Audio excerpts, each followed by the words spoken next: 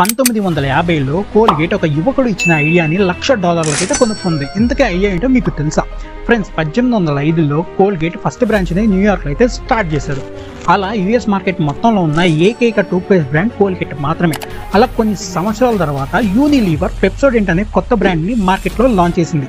అప్పుడు దాకా వాళ్ళ కాంపిటీషన్ లేదు కదా కోల్గేట్ వాళ్ళకి. అప్పుడు దాకా వాళ్ళే నెంబర్ 1 ప్లేస్లో ఉన్నారు.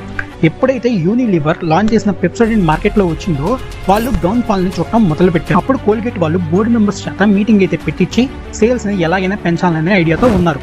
అప్పుడు ఆ బోర్డు మీటింగ్ లో ఒక లో గ్రేడ్ ఉద్యోగి నా దగ్గర ఒక ఐడియా ఉందని చెప్పాడు. అప్పుడు ఆ బోర్డు మెంబర్స్ అందరూ అతని వైపు చూసి, నీ ఐడియా ఏంటో మాకు చెప్పు, ఆ ఐడియా కనుక మాకు నచ్చితే ఖచ్చితంగా నీకు డబ్బులు ఇస్తాం అన్నాడు. అప్పుడు ఆ యువకుడు చెప్పిన ఐడియా ఏంటో తెలుసా? పేస్ట్ వచ్చే హోల్ ఉంటుంది కదా, ఆ హోల్ ని కొద్ది మిల్లీమీటర్లు పెంచితే చాలు అన్నాడు. ఆ బోర్డు మెంబర్స్కి ఏం అర్థం కాలేదు అసలు ఐడియా ఏంటో. దాన్ని ఎక్స్ప్లెయిన్ చేయమంటే అతను చెప్పింది ఏంటంటే, ఎప్పుడైతే పేస్ట్ వచ్చే ఆ రంధ్రం సైజ్ ని కొద్ది మిల్లీమీటర్లు పెంచుతారో కస్టమర్ ఎప్పుడైతే పేస్ట్ బ్రష్ మీద పెట్టేటప్పుడు తను అనుకున్న దానికన్నా కొంచెం ఎక్కువ పడిద్ది. అలా త్వరగా పేస్ట్ అయిపోయిద్ది అండ్ మళ్ళీ పేస్ట్ ని కొనడానికి ఛాన్స్ ఉంటుంది, అలా సేల్స్ పెరుగుతాయి అని చెప్పి. అయితే ఆ బోర్డు మెంబర్స్ అందరూ ఐడియా విని నవ్వారు. ఇది ఒక ఐడియానా అని చెప్పి ఆ ఐడియాని పక్కన పడేశారు. అలా బోర్డు మెంబర్స్ అనేవాళ్ళు మళ్ళీ ఐడియా నాలెడ్జ్ ఇచ్చి మళ్ళీ ఇంప్లిమెంట్ చేస్తున్నా కానీ కోల్గేట్ సేల్స్ అయితే పెరగట్లా. ఇక ఫైనల్ గా కోల్గేట్ వాళ్ళు స్టార్టింగ్ లో ఆ యువకుడు చెప్పిన ఐడియాని గుర్తొచ్చి ఆ యువకుడిని పిలిచారు.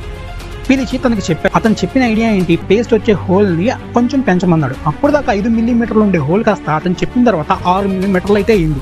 ఐడియా ప్రకారమే ఇంప్లిమెంట్ చేశారు. ఇంకేముంది, కొద్ది నెలల్లోనే వాళ్ళు 40% ప్రాఫిట్స్ ని చూశారు అండ్ మళ్ళీ నెంబర్ 1 బ్రాండ్ గా కోల్గేట్ అయితే కొనసాగింది. అప్పుడు ఆ యువకుడికి ఐడియా ఇచ్చినందుకు $1,00,000 ఇచ్చారు. 1950s లో $1,00,000 అంటే మామూలు విషయం కాదు.